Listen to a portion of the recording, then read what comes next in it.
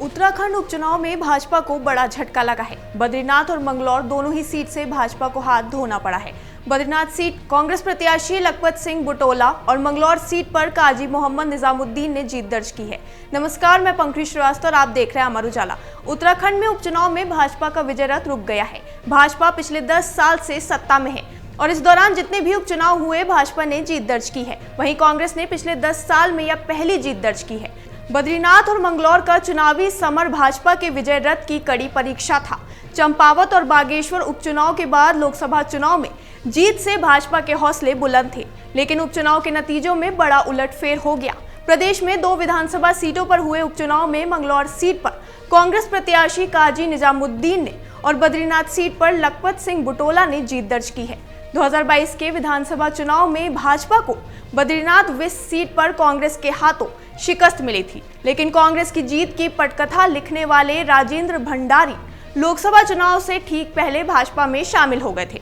लोकसभा चुनाव में भाजपा ने गढ़वाल संसदीय सीट पर बद्रीनाथ विधानसभा क्षेत्र से कांग्रेस को 8,254 वोटों से पीछे छोड़ा था, लेकिन भंडारी के भाजपा में आने के बाद पार्टी इससे भी बड़ी लीड को उम्मीद कर रही थी।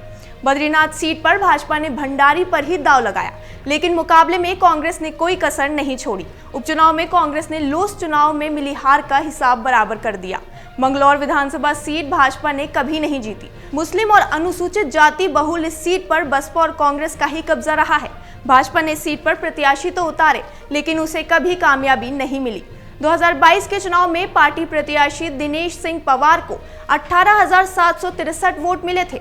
लोकसभा चुनाव में हरिद्वार संसदीय सीट के अंतर्गत मंगलौर से भाजपा ने 21,000 वोट हासिल किए, लेकिन जीत के लिए 30 से 40,000 वोटों की दरकार रही। भाजपा के लिए इतने वोट जुटाने के लिए खास रणनीति बनानी होगी। उत्तराखंड उपचुनाव पर आपकी क्या राय है, हमें कमेंट सेक्शन में जरूर बताएं और इस तरह की और अहम खबरों के लिए देखते रहिए अमर उजाला।